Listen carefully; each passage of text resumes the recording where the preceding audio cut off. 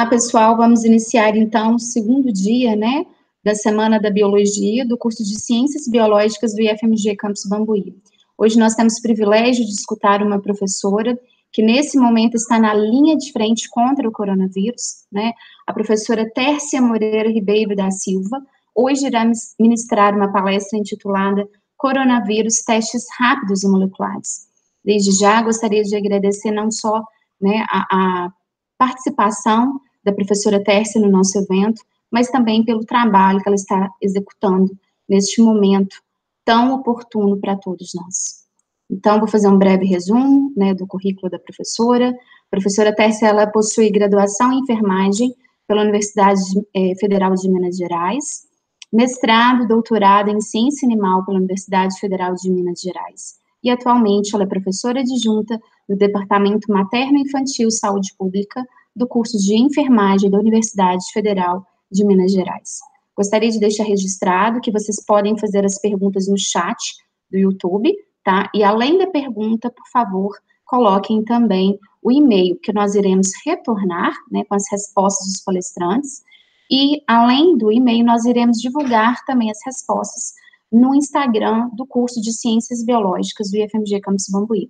Essa é a ideia de podermos prolongar esse evento, né, conversando, né, depois sobre esses temas mais uma vez. Então, convido vocês a inserir no chat, então, as perguntas sobre as palestras. E, posteriormente à palestra, iremos apresentar também pequenos vídeos sobre os núcleos de estudos que são desenvolvidos no nosso curso. É uma boa oportunidade também de divulgar, né, o trabalho que está sendo feito por muitos professores. Então, mais uma vez, agradeço, né, a participação da professora Tércia e passo, então, a palavra para ela ministrar a palestra intitulada Coronavírus, Testes Rápidos e Moleculares.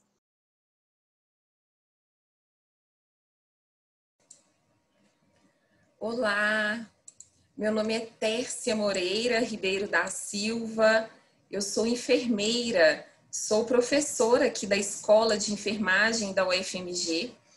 Eu gostaria de agradecer, né, a professora doutora Fabiana Aparecida Couto, coordenadora do curso de Ciências Biológicas da IFMG, do campus Bambuí, e a professora Amanda, né, professora doutora Amanda Soriano, do campus Bambuí, aí da IFMG. Muito obrigada, né, pelo convite para participar da 4ª Semana da Biologia. Aproveito também, né, a oportunidade para parabenizá-los pelos 10 anos do curso de Ciências Biológicas. Então, parabéns a todos, né, professores, alunos.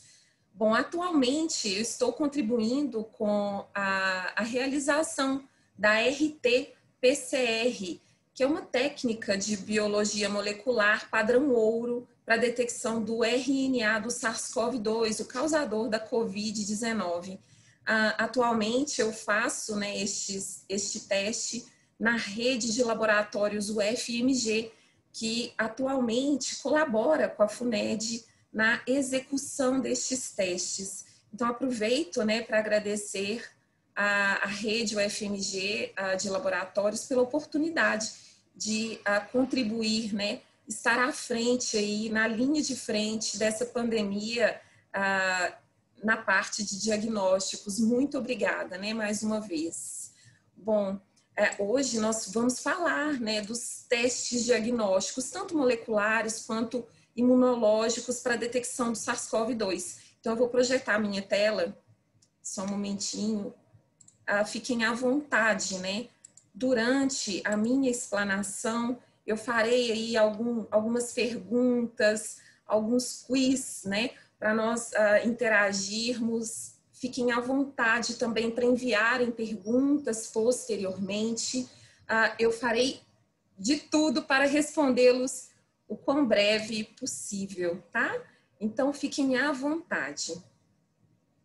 Deixa eu retornar aqui. Ok. Bom, vocês já se perguntaram, né? Por que ele é chamado de novo coronavírus, né? O porquê que o SARS-CoV-2 é chamado de novo coronavírus? E quais são, né, os novos? Quais são os novos coronavírus? Bom, coronavírus, ou família Coronaviridae, né? Os vírus dessa família Coronaviridae, eles são responsáveis, né? São agentes etiológicos de infecções graves, respiratórias, entéricas, sistêmicas, em humanos ou até mesmo em outras espécies animais, como camelos, cavalos, roedores, gatos, né? Morcegos, furões, enfim, vários animais, inclusive mamíferos e pequenos roedores. Os coronavírus, eles pertencem a essa família aí, ó.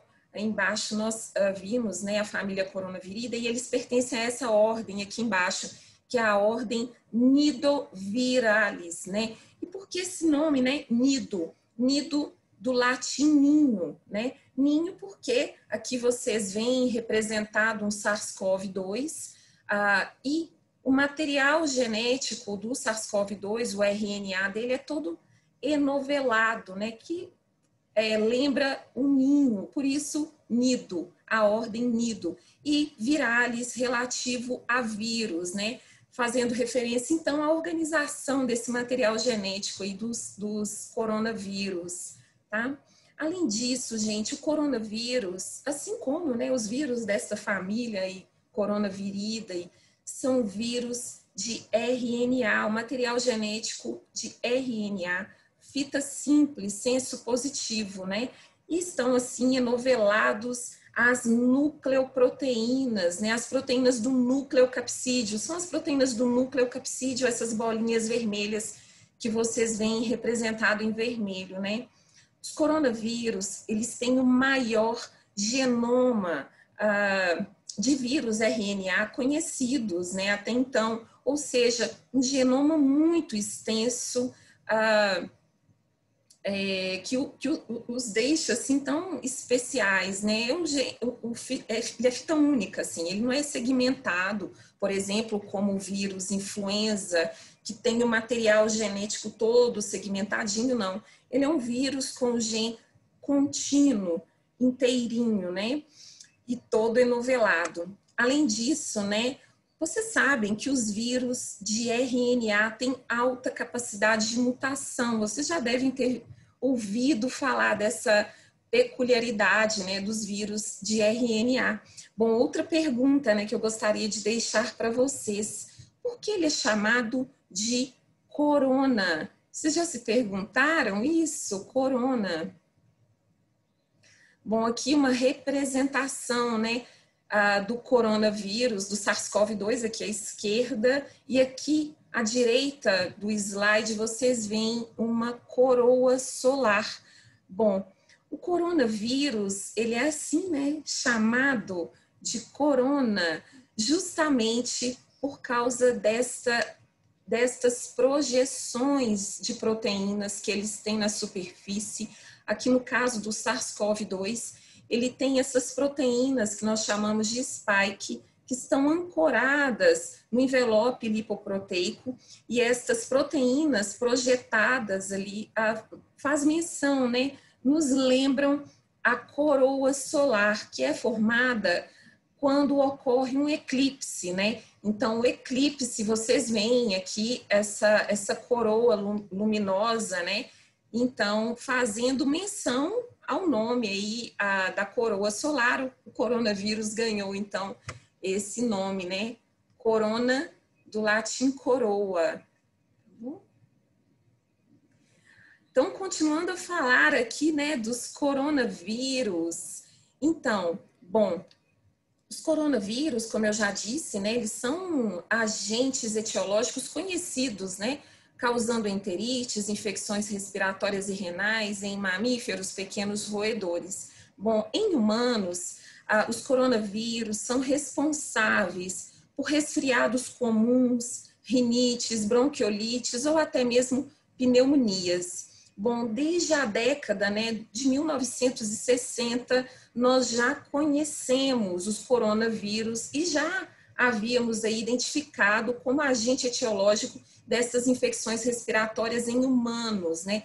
Principalmente os coronavírus, do gênero, né, alfa e beta, tá bom? Então, alfa e beta da subfamília Orthocoronaviridae são sabidamente responsáveis por essas infecções respiratórias em humanos, principalmente na sazonalidade, ou seja, aquele período onde normalmente nós temos a circulação de vários vírus respiratórios, como influenza, adenovírus, vírus sincicial respiratório.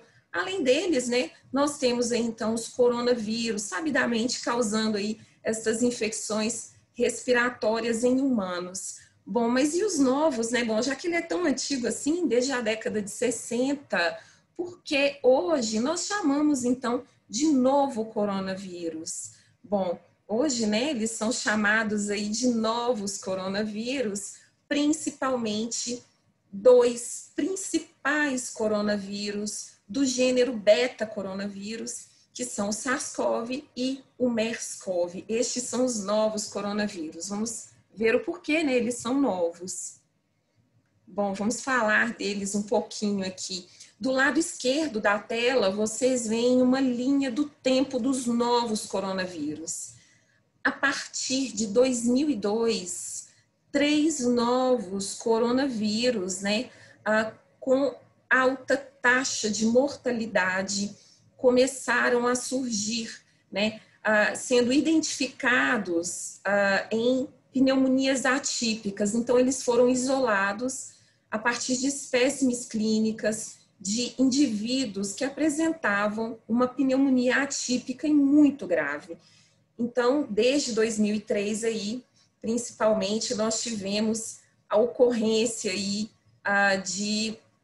dessas pneumonias atípicas. Então, primeiro, em 2003, o SARS-CoV, em 2012 nós tivemos o MERS-CoV e agora em 2019 o SARS-CoV-2. Qual a similaridade, né, destes novos coronavírus? Eles são altamente patogênicos, né, tanto para seres humanos quanto para animais. Além disso, são vírus originários de morcegos. Nós vamos entender como isso se deu, né?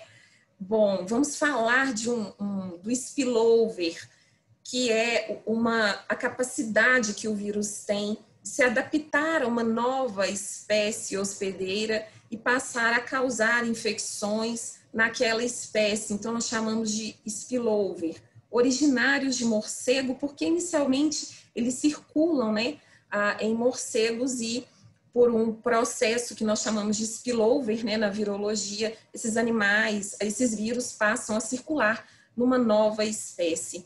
Além disso, 2 deles originaram na China. Aqui do lado direito da tela, vocês veem um artigo que me chamou muita atenção.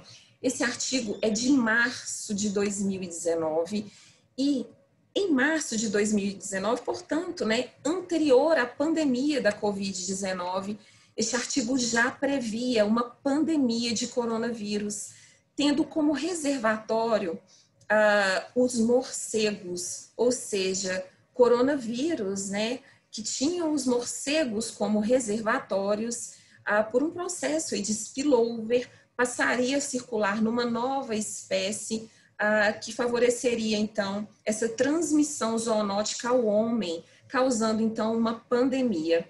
Além disso, eles sugeriram que essa pandemia, né, este novo coronavírus surgiria na China. Então, vejam, né, já existia uma previsão, e não foi bambola de cristal, não. Várias evidências os ajudaram esses pesquisadores a identificar este risco, né, o risco de uma pandemia causada pelo coronavírus. Nós vamos falar disso, viu?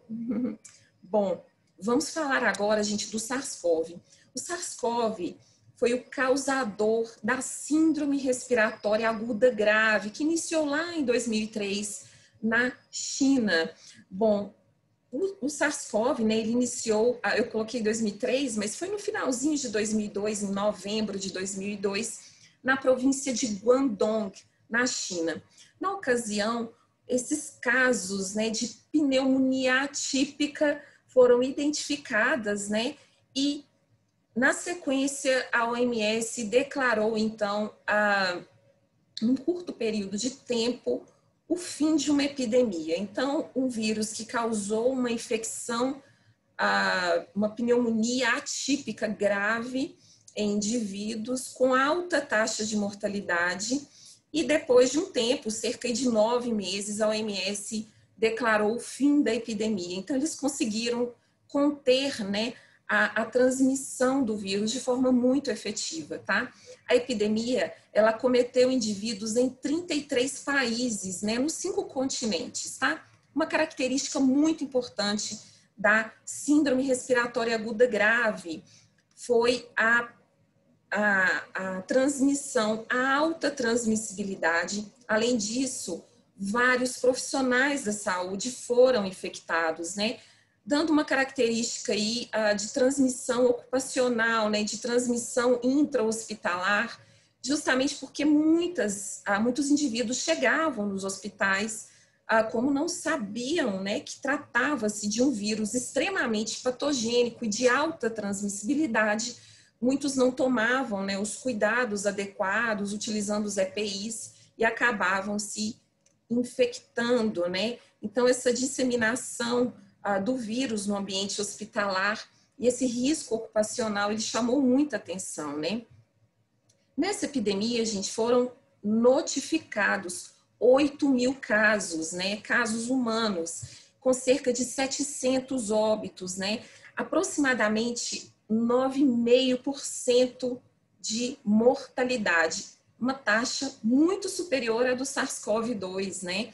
Bom, além disso, gente, eu gostaria de chamar a atenção aqui no cantinho direito da tela, vocês veem a China, né, marcadinho aqui a província de Guangdong e várias províncias que foram afetadas, várias cidades que foram afetadas. Inicialmente, identificaram então os morcegos como possíveis reservatórios naturais do SARS, né? Bom, por um processo que nós já comentamos aqui, que foi o spillover, né? Este vírus passa a infectar uma nova espécie hospedeira, que nós chamamos de hospedeiros intermediários, que neste caso foram as civetas das palmeiras. São pequenos mamíferos, né, que vivem no continente asiático e na China. Eles podem ser encontrados ali comumente em florestas. E então as civetas das palmeiras foram identificadas como sendo hospedeiros intermediários do SARS, né? A partir das civetas das palmeiras, houve então essa transmissão zoonótica, ou seja, o vírus foi transmitido de um animal para o homem. Bom, vocês vão ver este circuito acontecendo o tempo todo, né? Nós teremos sempre o morcego como um reservatório natural do coronavírus, um hospedeiro que nós chamamos de intermediário, e então o homem como passando então a albergar este vírus, né, a partir de uma transmissão zoonótica de um animal para o homem, né? Então esse vírus ele se adapta facilmente ao homem e a transmissão homem a homem acontece. Isso é comum a todos os coronavírus, nós vamos ver isso. Bom, e logo depois, né, tivemos aí o MERS-CoV, né? O MERS-CoV iniciou em 2012 na Península Arábica, né, ali no Oriente Médio. O nome dele, né, Síndrome Respiratória do Oriente Médio causado pelo coronavírus. Bom, a MERS-CoV, ela também, gente, chamou muita atenção pela alta taxa, né, de mortalidade, em torno de 34%, ou seja, a cada 100 indivíduos, né, identificados aí com a MERS-CoV, 34 iam a óbito, vejam, muito alto, né? Assim como, né, o SARS-CoV, a MERS também causou infecções hospitalares, né, acometendo aí profissionais que cuidavam desses indivíduos doentes. Mas como se deu, né, a MERS-CoV? Bom, inicialmente a MERS-CoV, como nós já comentamos, ela circulava, né, tendo aí o morcego como reservatório provável desse MERS-CoV. por um spillover. Esse vírus passa a circular, então, em camelos, né? Em camelos dromedários. E eles passam a ser, então, um hospedeiro. A partir, então, dos camelos, nós tivemos a transmissão zoonótica camelo-homem e depois homem a homem. E essa transmissão foi muito efetiva, né? Homem a homem, disseminou rapidamente, tá bom? Também causavam aí infecções respiratórias graves, né? E inicialmente eles identificavam assim uma pneumonia atípica, né? Bom, uma pneumonia atípica extremamente grave. Fizeram um sequenciamento e viram que se tratava de um coronavírus, tá bom? Bom, isso aconteceu em 2012. Até a presente data, né? A OMS já relatou que ocorreram cerca de 2.400 casos de MERS-CoV em todo o mundo. E a taxa, gente, olha que interessante, a taxa de mortalidade muito mais elevada, né? Uma taxa elevada, superior àquela do SARS-CoV-2. Tá? E aqui o novo, né? O mais novo coronavírus, que é o COVID, é a Covid-19, que é o SARS-CoV-2, causador da Covid-19, né? Bom, este é o terceiro vírus emergente em 2 décadas, ou seja, é o terceiro coronavírus emergente em 2 décadas, né? Vamos falar aí um pouquinho dele, né? Bom, o SARS-CoV-2, né, ele iniciou na província de Hubei, em Wuhan, na China. No final de 2019, eles identificaram uma pneumonia atípica acontecendo ali em Wuhan e eles começaram a fazer uma pesquisa, né, e identificaram esses clusters de casos, né, de pneumonias atípicas acontecendo ali naquela província e começaram a fazer um vínculo epidemiológico, ou seja, eles identificaram um vínculo epidemiológico entre a ocorrência dessa pneumonia e alguns indivíduos que estiveram neste mercado de frutos do mar, que se chama aí Mercado de Frutos do Mar de Huanan, que fica em Wuhan. Bom, eles identificaram esses casos, né? A maioria deles esteve no mercado de frutos do mar de Huanan. E esse mercado, gente, era um mercado muito famoso, principalmente por comercializar animais silvestres, vivos ou abatidos. Aqui à direita vocês veem animais silvestres, né, exóticos, sendo comercializados vivos. E aqui do lado esquerdo vocês veem esses animais sendo abatidos e comercializados frescos, né? Isso é muito comum na China. Então, eles identificaram que possivelmente essa transmissão zoonótica, né, do SARS-CoV, que nós sabemos que o SARS-CoV, normalmente eles circulam, né, os coronavírus circulam em morcegos. Provavelmente neste mercado aconteceu, então, o que nós chamamos de spillover, né? Desculpem, infectou aí um hospedeiro intermediário e neste mercado aconteceu o que nós chamamos, então, de transmissão zoonótica de um animal, por exemplo, um pequeno roedor, para o homem. Então, percebam, muitos cientistas já apoiam, já reforçam a evidência de que houve a interferência, né, de um pequeno mamífero chamado pangolim. Nós vamos falar dele. Provavelmente o pangolim, ele serviu aí de hospedeiro intermediário, né? Ele foi infectado pelo coronavírus de morcegos e a partir daí começou a infectar, passou, né, a transmitir o vírus para o homem, tá bom? Esse pequeno mamífero aqui é o pangolim, tá bom? Bom, aqui o que chamou muita atenção foi a rapidez com que a China identificou o primeiro caso e rapidamente adotou estratégias para a contenção da infecção na província, né? Então, vejam, aqui na linha do tempo, que interessante. Nós tivemos, no dia 1º de janeiro de 2020, o mercado de Huanan foi fechado, né? E sendo que os primeiros casos de pneumonia atípica tinham acontecido ali em dezembro de 2019. Dia 1º de janeiro, eles já fecharam o mercado. Bom, a partir daí, o primeiro caso fatal, 11 de janeiro de 2020. No dia 12 de janeiro, esse vírus foi sequenciado e ganhou um nome provisório, né, de 2019, nCoV, tá?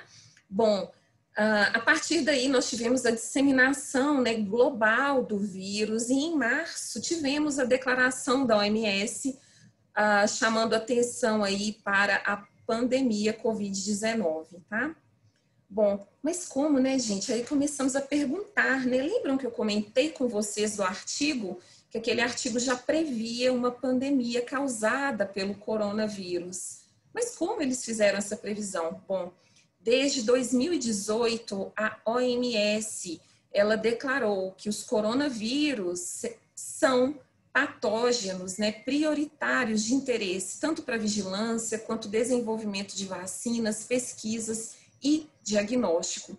Isso porque, né, desde 2002, 2003, eles já estavam pesquisando, identificando esses coronavírus com alta taxa de mortalidade e responsáveis por epidemias isoladas e por isso, né, colocaram os coronavírus como patógenos prioritários de interesse, tá bom?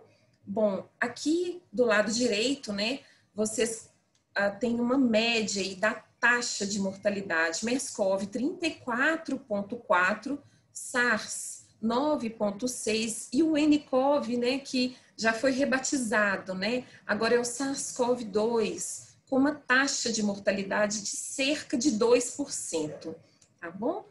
Bom, até então, gente, nós conhecíamos, né, o potencial pandêmico do vírus influenza, né? As pandemias anteriores incluem a gripe espanhola em 1918 e a gripe suína em 2009. Até então, né, nós sabíamos desse potencial pandêmico dos vírus influenza, principalmente da gripe tipo A, né? Bom, essa é a primeira pandemia causada por um coronavírus. Vamos falar aqui um pouquinho quais são as características para um vírus, né, ter esse potencial pandêmico. Para um vírus ter esse potencial pandêmico, a primeira coisa, né, eles têm que ter, o indivíduo, o ser humano, a população, precisa ter pouca ou nenhuma imunidade pré-existente contra esse vírus. Além disso, o vírus causa doença em humanos, ou seja, ele precisa causar doenças em humanos. E pode se espalhar eficientemente de pessoa para pessoa. Percebam que essas características todas, né, são atendidas aí pelos coronavírus, né? Além disso, nós temos aí a economia global, que permitiu a rápida disseminação de pessoas, animais, plantas e produtos agrícolas em todo o mundo. Vejam esse print de uma tela que permite o rastreio em tempo real da malha aérea no mundo. Vejam quão ramificada e densa, né, é a nossa malha aérea. Com cerca de 12 horas, uma pessoa sai de um continente e chega a outro, né? E essa rápida disseminação de pessoas, plantas, animais, ela favorece também, né, a disseminação de agentes patogênicos. Aqui, gente, um exemplo da influenza. Vejam, olha que interessante. O potencial pandêmico. E vou dar um exemplo do vírus influenza. Vocês já se perguntaram, né, o porquê nós temos que vacinar todos os anos contra a gripe causada pelo influenza? Bom, anualmente, né, pequenas mudanças acontecem no genoma do vírus influenza. E essas pequenas alterações, pequenas mudanças, né, de nucleotídeos que ocorrem, favorecem, então, a alteração das proteínas, da expressão, né, de proteínas que ficam ali na superfície desses vírus. E essas proteínas geralmente são a hemaglutinina e a neuraminidase. Então, pequenas mudanças no genoma desse vírus são a explicação, o motivo para essas vacinações anuais de influenza. Bom, eventualmente podem acontecer rearranjos. O que seriam os rearranjos? São mudanças que favorecem, né, que geram novos subtipos de vírus. Como que isso acontece? Lá na virologia, nós conhecemos os suínos como vasos de mistura. Por que eles são chamados de vasos de misturas? Porque eles conseguem eles são, né, infectados, eles podem ser infectados simultaneamente pelo vírus aviário, pelo vírus suíno, ou seja, vírus influenza de aves, vírus influenza suíno e vírus influenza humano.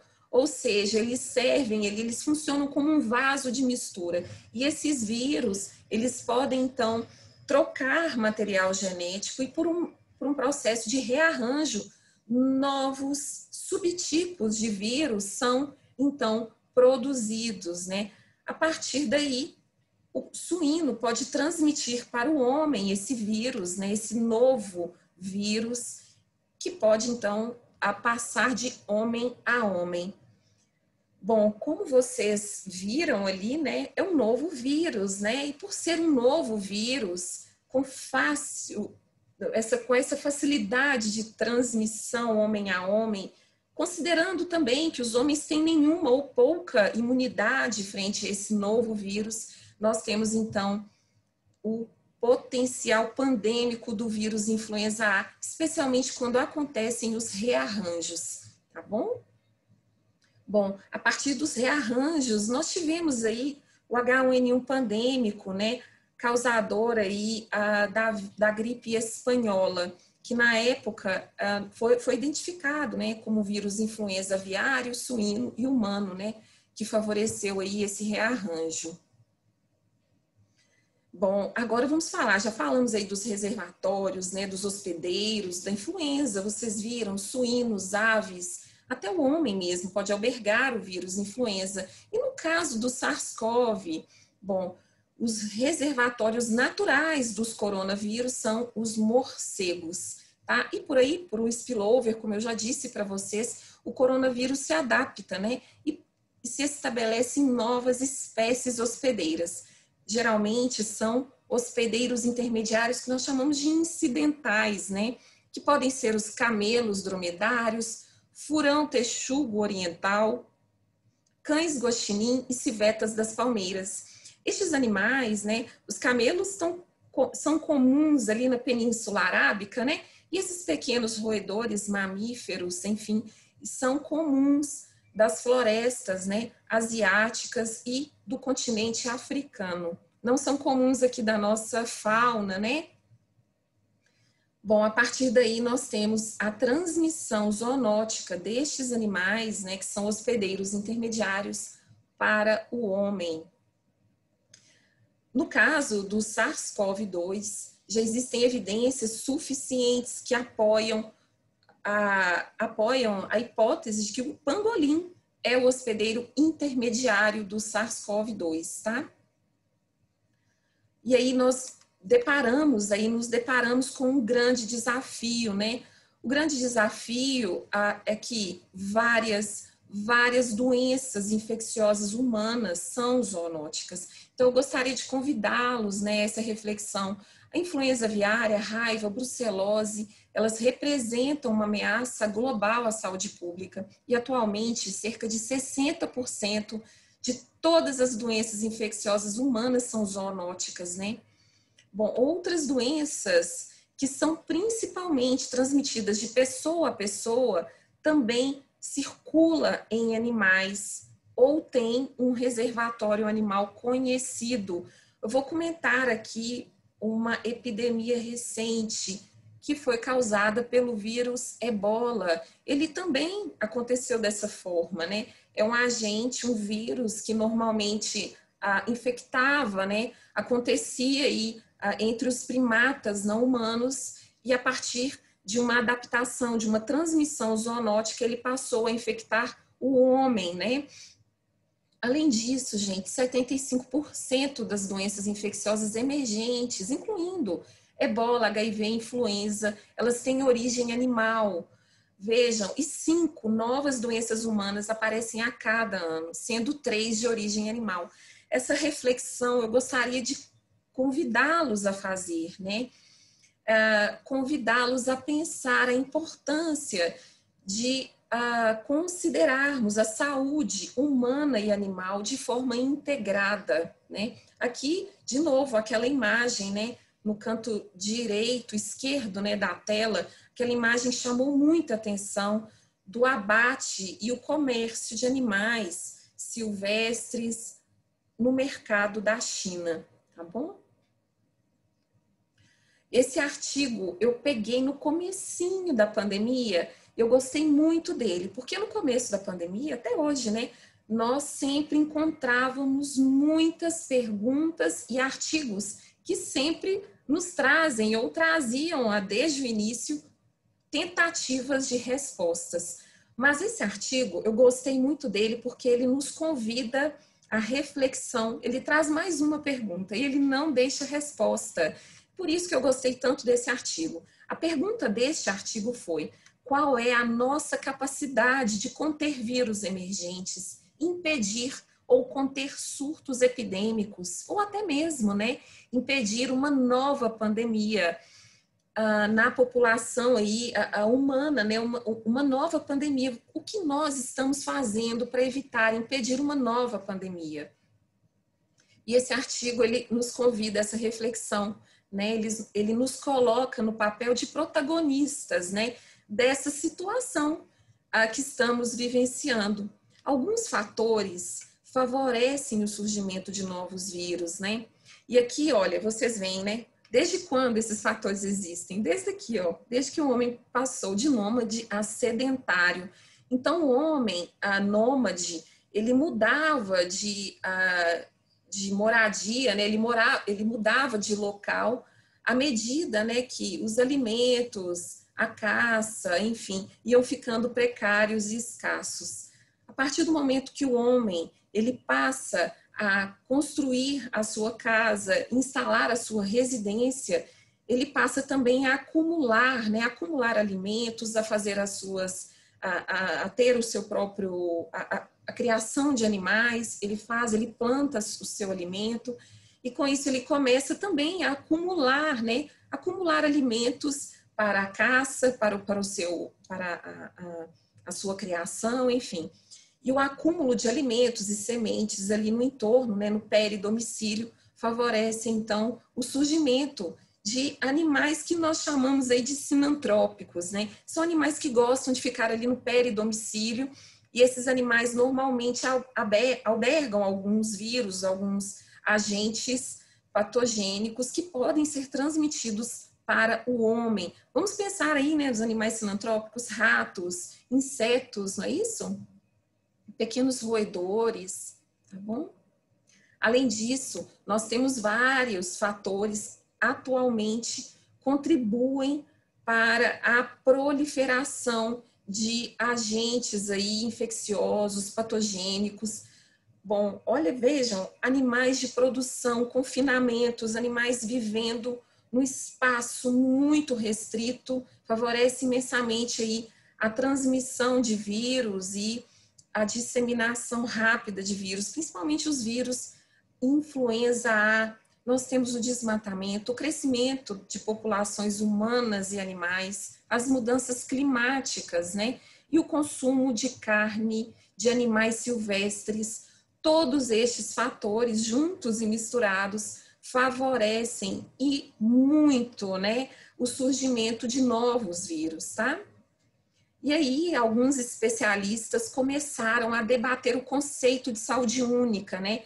O que seria a saúde única? A saúde única é um conceito que reforça a importância dessa integração da saúde animal, a humana e o ecossistema, ou seja, né, o profissional do futuro, ele não pode enxergar somente a saúde humana, somente a saúde animal, ele precisa entender que estamos todos compartilhando, né, o mesmo espaço, temos um compromisso, né, de identificar novas formas, né, de pensar sobre a saúde a partir dessa perspectiva mais integrada mesmo. E visando, né, e querendo muito desenvolver fatores que são favoráveis, tanto à saúde animal, quanto à humana, assim quanto à saúde, aí, vamos dizer, né, do ecossistema, a saúde ambiental. Não é mais possível, né, identificar, pensarmos somente dentro de uma caixinha, né?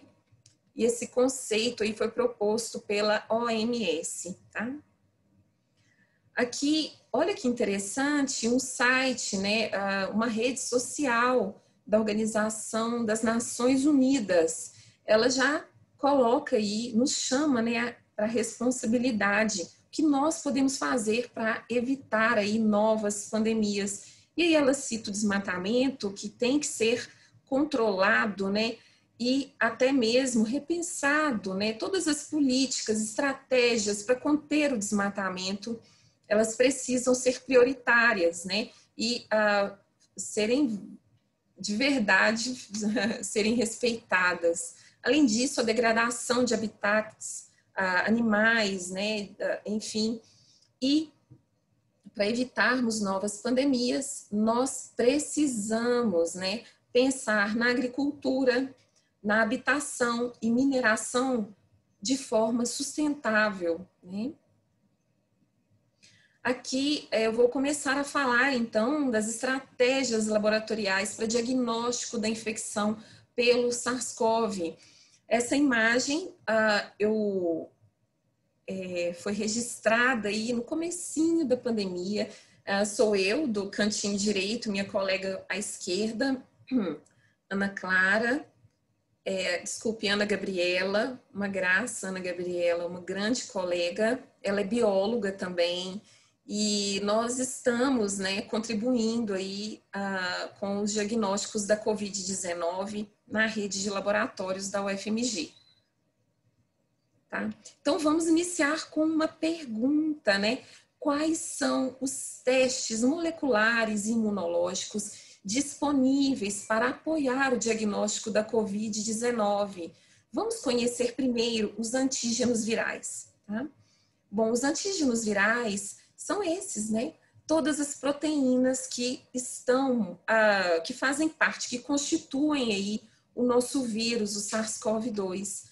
Nós temos como antígenos virais a proteína spike, nós temos a proteína do núcleo capsídeo, que é essa vermelhinha, que favorece esse anovelamento aí do RNA fita simples do SARS-CoV. Nós temos, já falamos, né, da proteína spike, que fica ancorada ali no envelope lipoproteico do vírus. Nós temos a proteína do envelope, e por falarmos, né, em proteína do envelope, vocês se lembram quando nós falamos assim, esse vírus é envelopado. O que é um vírus envelopado, né? O vírus envelopado é esse, que possui uma bicamada lipídica, né? Fazendo um envoltório no núcleo capsídeo viral. Então, essa bicamada lipídica, ela é extremamente vulnerável, né? E consegue ser desestabilizada facilmente, né? Por agentes biocidas ou até mesmo por agentes surfactantes ou por sabões. É por isso, né, que nós sempre indicamos aí a importância da higienização das mãos, da aplicação do álcool em gel, porque qualquer sabão, né, ou aplicação do álcool, eles são totalmente efetivos aí e conseguem desestabilizar essa bicamada lipídica, tornando esse vírus não infeccioso, ou seja, ele perde a sua capacidade infecciosa a partir do momento que ele perde essa bicamada lipídica aí, que forma o envelope lipoproteico. Nós temos também o RNA viral, lembram, né? Fita simples, senso positivo. E agora vamos falar, né, para a gente entender quais são os testes indicados, tanto moleculares quanto imunológicos, para apoiar o diagnóstico da Covid-19, nós precisamos entender que existem fases da infecção pelo SARS-CoV e cada fase tem um teste ideal, né? É importante, então, que vocês identifiquem essas fases. Eu vou comentar com vocês, além disso, vou fazer aí uma conexão com a evolução clínica da Covid-19 e correlacionar, né, cada uma destas fases com os testes e a evolução clínica. É bom entendermos tudo amarrado, né? Fica mais fácil. Bom, vamos lá.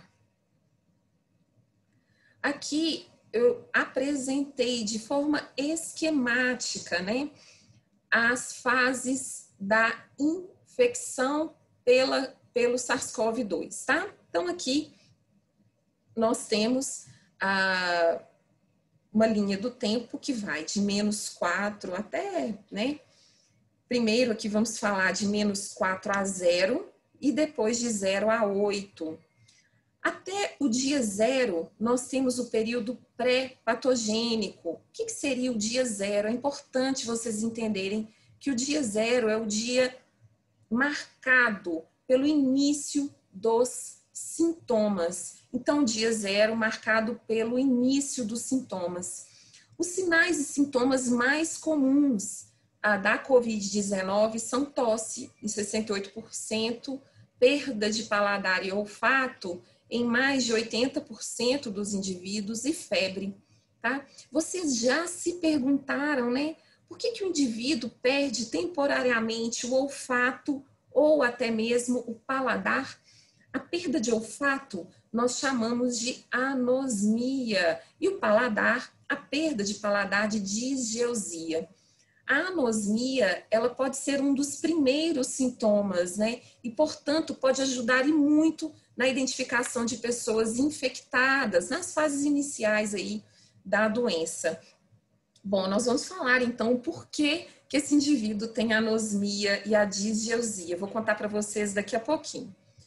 Bom, no dia 0, então, é o início dos sintomas, né? Sinais e sintomas, como eu disse para vocês. Antes do dia 0, gente, nós temos aí o período que nós chamamos de período de incubação, ou período mesmo pré-patogênico, é o período no qual o indivíduo tem nenhum ou até mesmo passa desapercebido alguma sintomatologia, tá? Nesse período, gente, que nós chamamos aí de período de incubação, que pode variar de 2 a 14 dias, sendo a média de 5 dias, o indivíduo não apresenta nenhum sintoma ou está oligoassintomático, mas ele pode transmitir o vírus, né?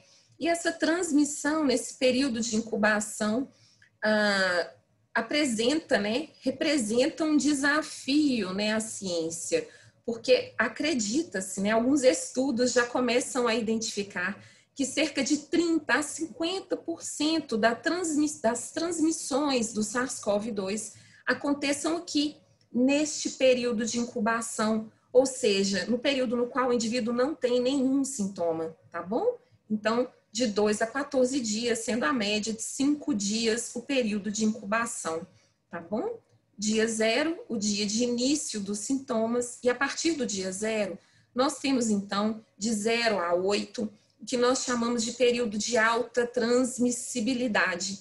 Uai, professora, você não falou agora que o período de incubação também ocorre a transmissão? Sim, no período de incubação também ocorre a transmissão, mas no período de 0 a 8, nós chamamos de período de alta transmissibilidade, porque é quando o vírus está se replicando intensamente na célula eucariota, na célula hospedeira. Normalmente, ele está nas células caliciformes do nariz ou até mesmo nos pneumócitos, né, que ficam lá nos pulmões, tá bom? Pode também estar nos enterócitos do intestino.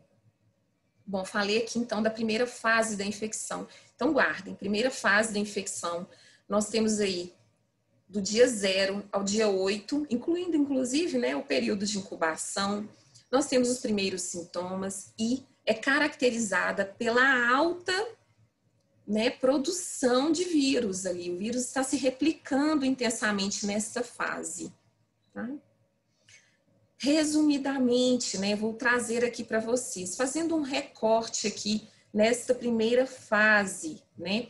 Nessa primeira fase, quando acontece o aumento progressivo da carga viral. Então, vou fazer aqui, inicialmente, o vírus, o SARS-CoV-2, ele vai utilizar aí a sua proteína spike.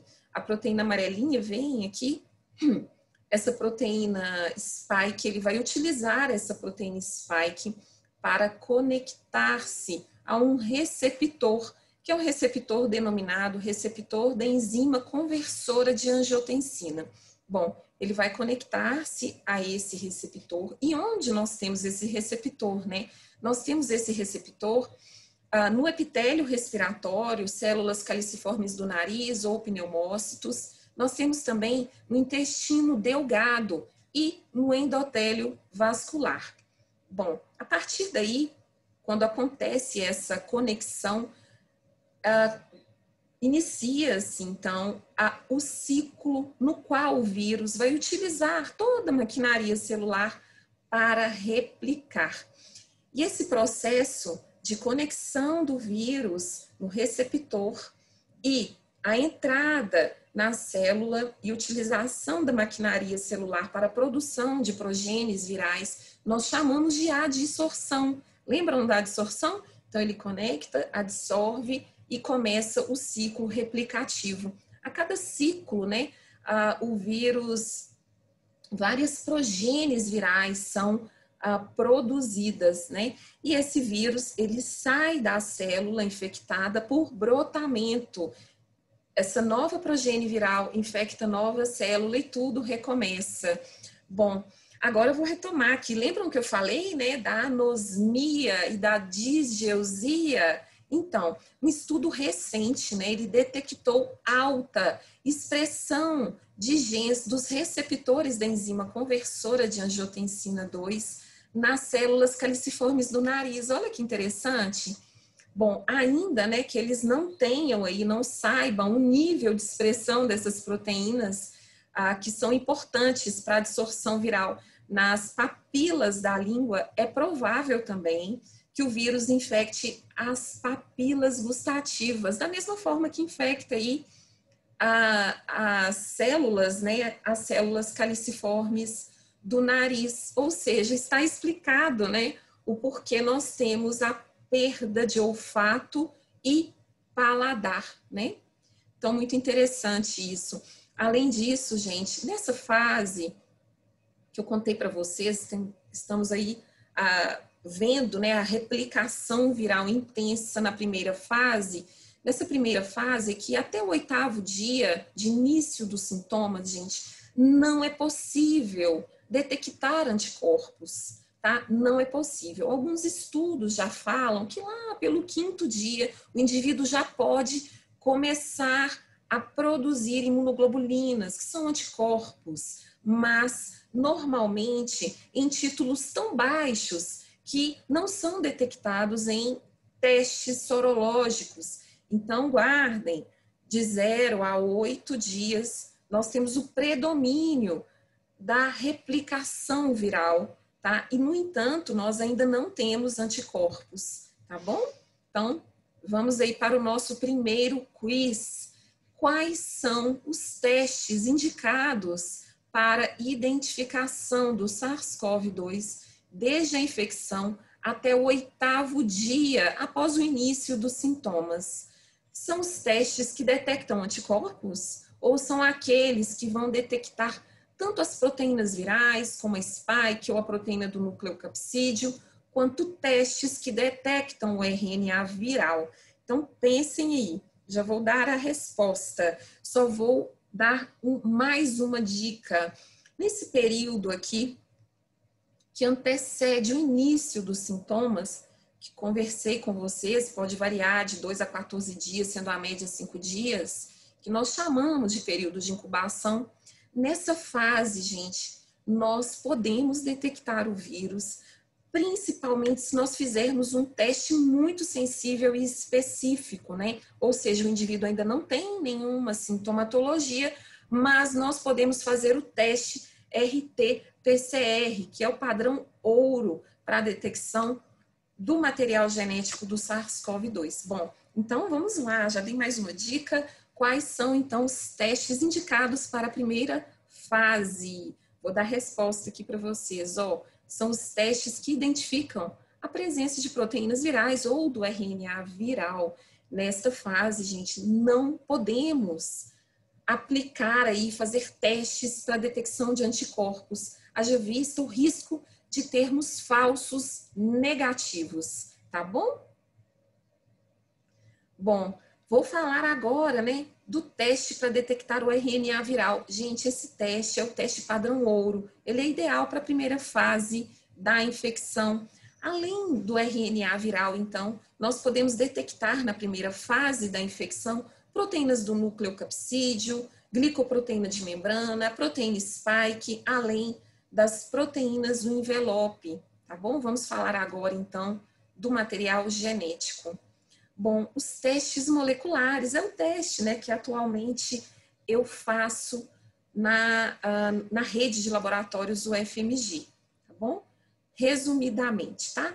Neste período, gente, a primeira fase da infecção, preferencialmente entre o terceiro e quarto dia do início dos sintomas, ou seja, eu sempre conto dia 0, 1, 2, 3, a partir do dia 3, entre o 3 e 4, eu coleto a amostra. Então, eu vou coletar a amostra utilizando um SWAB, né? E esse SWAB, ele será introduzido através aqui da narina e vai raspar as células que estão ali no trato respiratório superior. Normalmente são as células da nasofaringe. Então, procedo ali o teste, retiro o SWAB, vou colocar num tubo, né, contendo um meio de transporte. Bom, esse meio de transporte, esse tubo contendo um meio de transporte e o SWAB são transportados, né, sob refrigeração até o laboratório, tá?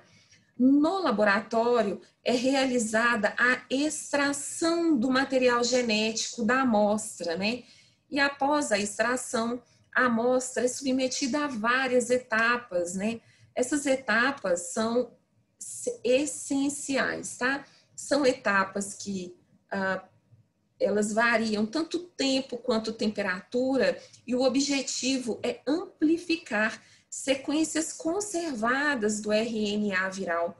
Amplificar, né, quando a gente fala amplificar, nós lembramos daqueles amplificadores de som que têm a capacidade de aumentar inúmeras vezes, né, as ondas sonoras. Então, a mesma forma, o objetivo é amplificar, ou seja, aumentar inúmeras vezes a quantidade de RNA viral dentro da amostra, de forma que possa ser detectada por esse aparelho, que se chama termociclador em tempo real.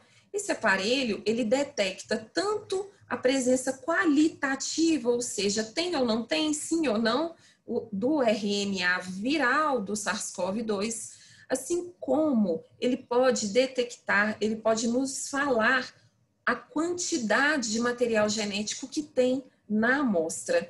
Caso, gente, a amostra seja negativa, não será possível detectar o RNA do SARS-CoV-2 na amostra, e a leitura da amostra aqui no termociclador não será possível, né? A leitura da imunofluorescência que é emitida, da fluorescência, desculpe, que é emitida a cada ciclo, né, que essa máquina faz. Então, essa é a máquina aí que nós chamamos de termociclador, tá bom? Aqui nós temos um gráfico bem resumido que nos mostra a emissão de fluorescência, né, a cada ciclo, né, a cada vez que essa máquina faz um ciclo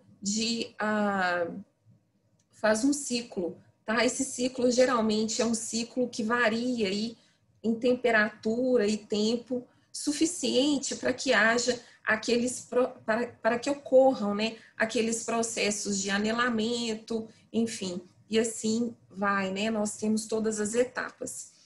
Além disso, gente, eu gostaria de chamar a atenção, né, esse é o teste padrão ouro para a detecção do SARS-CoV-2, tá? Bom, ele é super sensível, muito específico. A sensibilidade desse vírus, desse teste, pode variar um pouco, de 62% até 93%, de acordo com o espécime clínico coletado. Por exemplo, se for um lavado broncoalveolar ou um aspirado traqueal, essa sensibilidade ela pode chegar a 93%. Se a coleta for com esse SUAB, essa sensibilidade pode chegar aí até a 62%, tá bom? Quanto à especificidade, esse teste tem especificidade próxima a 100%, tá bom? É importante também chamar a atenção que, se este teste for realizado fora desse período recomendado, nós podemos ter falsos negativos. Então, é importante obedecermos a fase correta para a realização deste teste, tá bom? Bom, falei das vantagens, né? A alta especificidade, a sensibilidade elevada também. E agora nós vamos falar das desvantagens. É um teste muito caro, que exige uma estrutura laboratorial e pessoal muito treinado para a realização desse teste. E o tempo em torno aí de 6 a 10 horas para a emissão aí do laudo com o resultado final, tá bom? Então, é um teste caro que demanda tempo. São as desvantagens deste teste. Além disso, eu gostaria de chamar a atenção, né?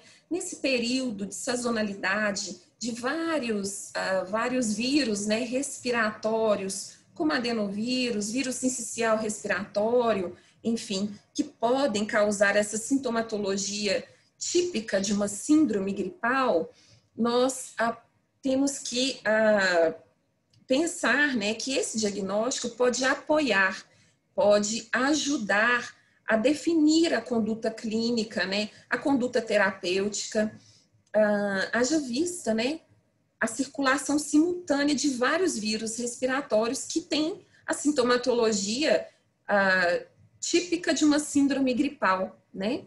Essa síndrome gripal, geralmente, ela é relatada pelo indivíduo como uma sensação de febre, mesmo que não termometrada, pode vir acompanhada de tosse, coriza, né, e aquela dor, né, no corpo. Geralmente são as características de uma síndrome gripal, tá bom? Que pode, então, ser causada, além do SARS-CoV, por outros vírus, tá? Agora vamos falar de testes que detectam antígenos de superfície. Esses antígenos de superfície, nós temos aqui no Brasil alguns testes que foram autorizados pela Anvisa que detecta proteínas estruturais do vírus, tá?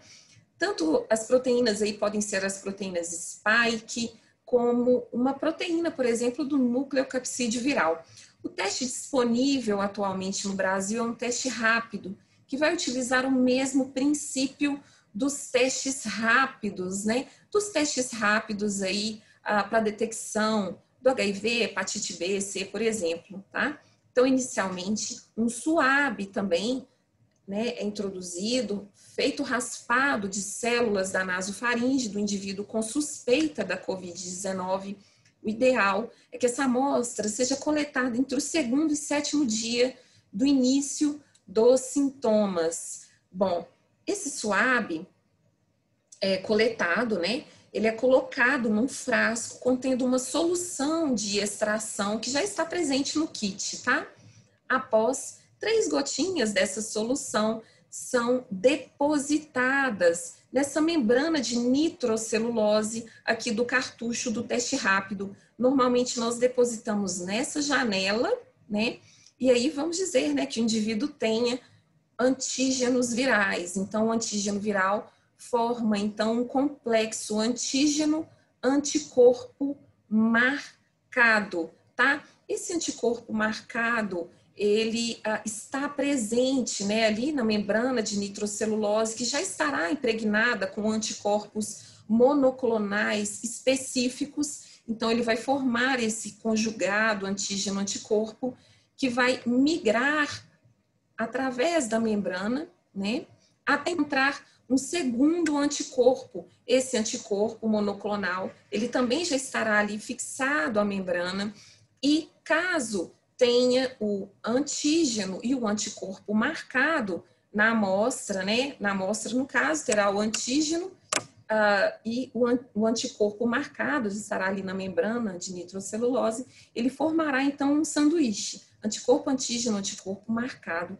Esse anticorpo marcado com ouro coloidal, então, ele é revelado, né? E nós podemos visualizar, então, a formação de uma linha lilás clara na janela de leitura, tá bom? Então, esse ouro coloidal aqui, marcado no anticorpo, ele favorece, então, a leitura, essa tira visível na membrana de nitrocelulose, tá?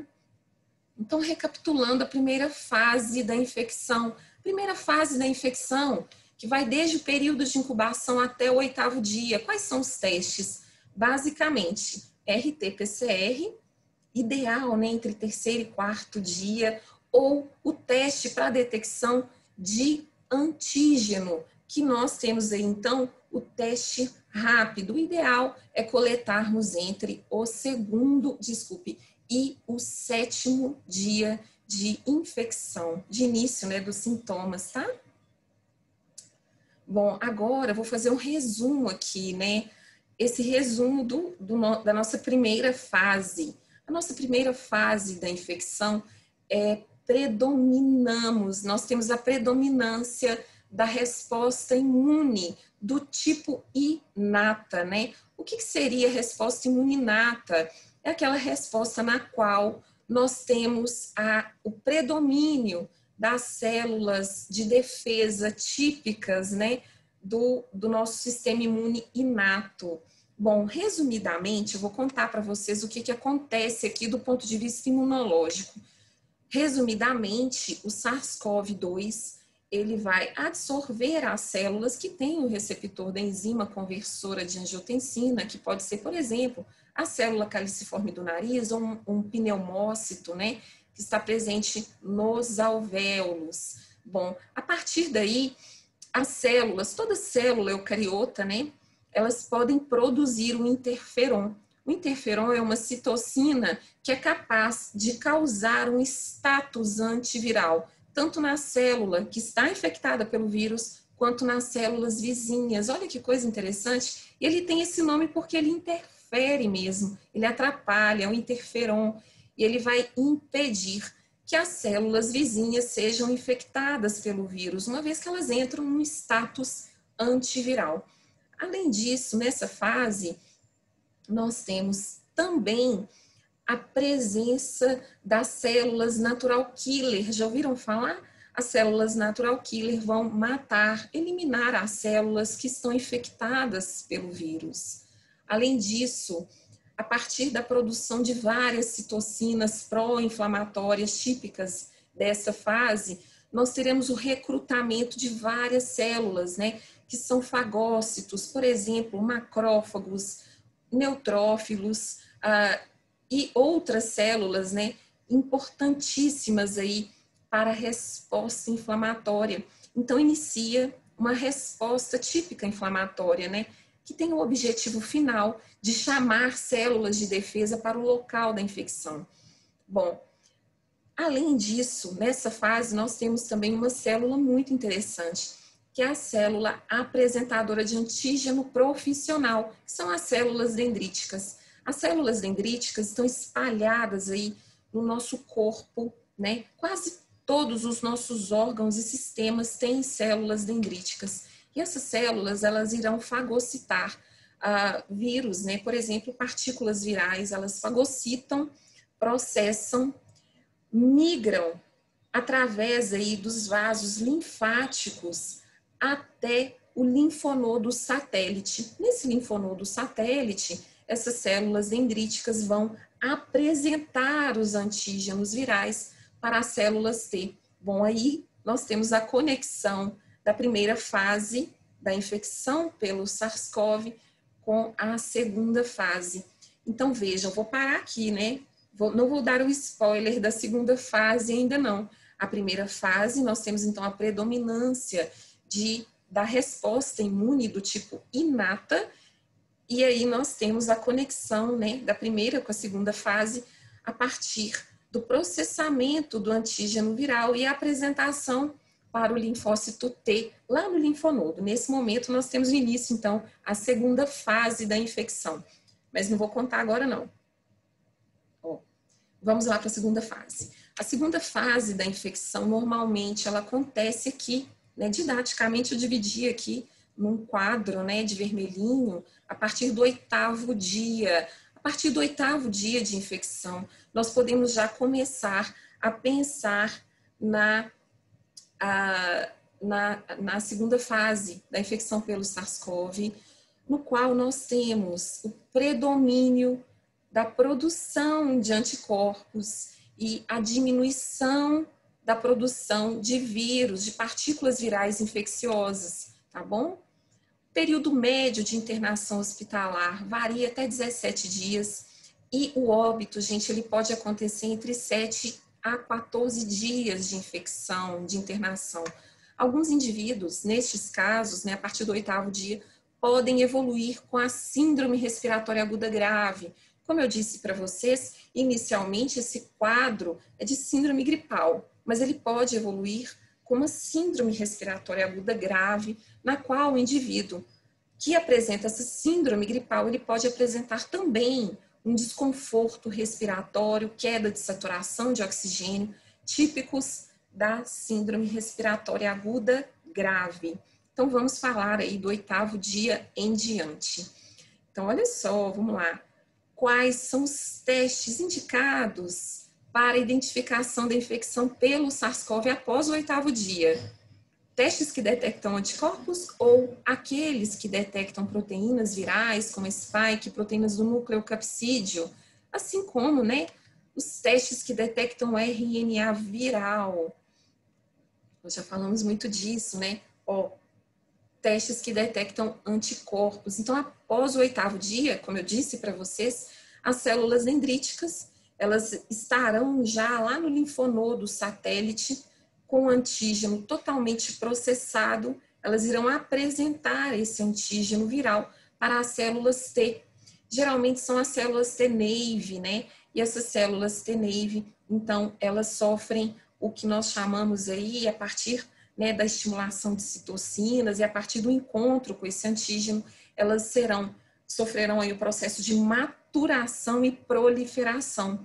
Estas células T, então, nós teremos duas populações de células T. São as células TCD4 ou T auxiliares e as células TCD8 ou T citotóxicas. A partir desse momento, então, as células TCD4, elas serão responsáveis. Olha que interessante o papel da célula TCD4. Ela será responsável por produzir sinais, né, citocinas, que irão amadurecer e diferenciar os linfócitos B, e esses linfócitos B irão diferenciar-se em plasmócitos, e esses plasmócitos vão produzir as imunoglobulinas, né? São os anticorpos responsáveis pela neutralização, opsonização dos antígenos virais que estiverem aí no corpo do indivíduo. É por isso que a partir do 8º dia, nós tendo a produção de títulos de anticorpos em altos títulos, né? Altos títulos de anticorpos, tanto IgM a partir do 10º dia, quanto IgG a partir do 15º, mais ou menos, nós teremos aí, então, a remissão da produção de partículas virais infecciosas e o predomínio da produção de anticorpos. Esses anticorpos já começaram a atuar ali no local da infecção, né?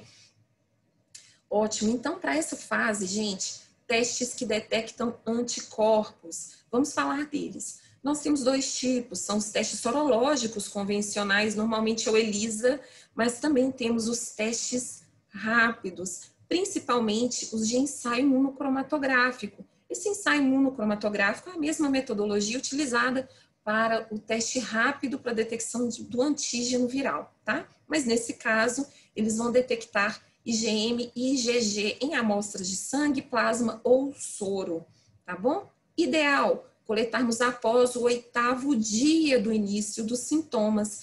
Antes disso, podemos ter um falso negativo, né? É aquela chamada janela imunológica, né? Se fizermos antes do 8º, falsos negativos, muito possíveis, né?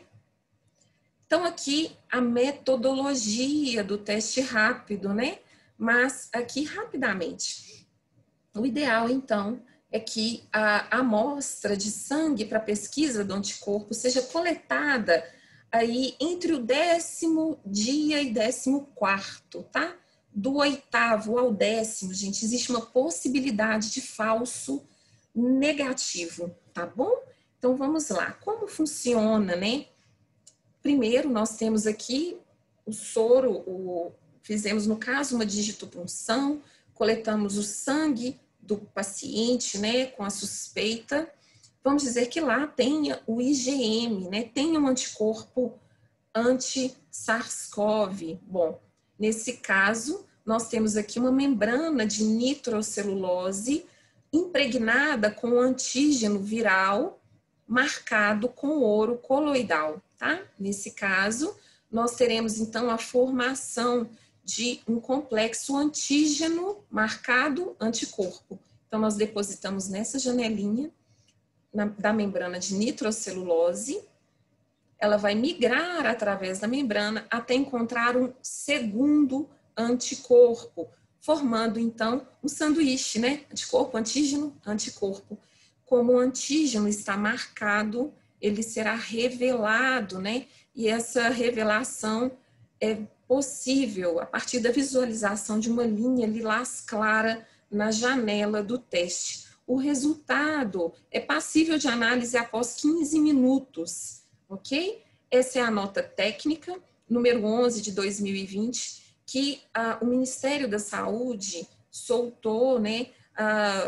Dizendo, né, falando aí a respeito do teste rápido para profissionais da saúde ou profissionais da segurança pública, né? Então, esses testes rápidos estão disponíveis dessa fabricante, de uma fabricante chinesa. Ela está disponível de forma gratuita para profissionais da saúde ou segurança pública. Ideal, para atingirmos aí valores de sensibilidade de 86%, é necessário que este teste seja realizado após o 7º dia. Mas, gente, para adquirirmos, né, para conseguirmos uma sensibilidade elevada, muito elevada, né, o ideal é a partir aí entre o 10º e 14º dia de início dos sintomas, tá? Aqui um fluxograma muito rápido, né? Um fluxograma que fala, né? Direciona aí os testes para profissionais ativos da área de saúde ou segurança, tá? Então, só por uma curiosidade, né? É coletada a amostra clínica, sangue, soro ou plasma a partir do 8º dia de início dos sintomas e é necessário que o indivíduo tenha pelo menos 72 horas sem nenhum sintoma. Bom, a partir desse momento, deu positivo, a pessoa vai ficar, né, completamente isolada aí por 14 dias após o início dos sintomas, ou seja, vamos dizer que ela já tenha 8, então ela vai ficar mais 7 dias, não é isso? Se ela já tem 8, ela vai ficar mais 6 dias isolada, caso dê positivo. E caso dê negativo, ela pode retornar ao trabalho após avaliação clínica, tá bom? É imprescindível que o resultado seja registrado, né? Notificado no ESUS-VE. Gente, todos os testes, sejam reagentes ou não, positivos ou não, devem ser registrados, mesmo na farmácia, né? Caso o indivíduo vá à farmácia, faça um teste rápido, o farmacêutico precisa notificar aquele resultado, seja positivo ou não, no sistema ESUS-VE, tá bom? Outra coisa, né, que eu gostaria de chamar a atenção, ainda não temos passaporte da imunidade. Vários estudos, né, recentes já apontam a possibilidade de reinfecção, mas nenhum bateu o martelo que nós estamos protegidos a longo prazo, né? Quem já teve o vírus, né, a infecção, está protegido a longo prazo. Não existe essa certeza ainda, né? Vamos ver. As evidências que nós temos é que pode existir, sim, uma proteção temporária, mas mesmo essa informação pode ser ainda contestada, porque não foi feito nenhum estudo de corte, ou seja, um estudo que acompanhou um grupo de indivíduos ao longo de um tempo, fazendo aí a avaliação para ver se esse grupo reinfectou ao longo do tempo. Ainda não foi feito esse teste, né? Essa pesquisa, tá bom? Aqui eu vou deixar para vocês alguns vídeos que foram, inclusive um deles foi produzido por mim. Tenho o maior prazer de divulgar esse vídeo. É um vídeo de coleta de aspirado traqueal. Ele foi gravado aqui no Hospital das Clínicas da UFMG. Contei com a participação de profissionais que estão na linha de frente da Covid-19. Um vídeo produzido com muito carinho. Então, coleta de aspirado traqueal. E nós temos também o procedimento do teste IgM-IgG e outro para um procedimento de coleta de espécime aí da nasofaringe, utilizando aquele SUAB, tá bom? Espero que vocês gostem dos vídeos. Vou deixar o meu contato, fiquem à vontade para fazerem perguntas. Gostaria de agradecer imensamente a oportunidade, né? Dizer que tenho muito orgulho e muita satisfação de compartilhar com vocês que, embora eu seja enfermeira, né, embora eu seja enfermeira de formação, eu fiz o meu mestrado e meu doutorado junto com a Amanda, que é bióloga, é veterinária, e também fiz o meu mestrado e meu doutorado junto com vários biólogos. Eu tenho muito carinho por essa profissão maravilhosa e que agora, né, gente, ganhou destaque, né? São os biólogos que estão puxando as pesquisas de Covid-19 no mundo, né? Que bom.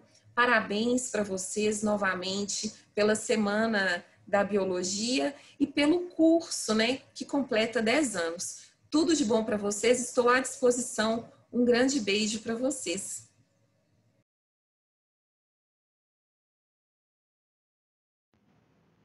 Oi, pessoal. Meu nome é Adriene Dias Campos e eu me formei em Ciências Biológicas, né, licenciatura do IF.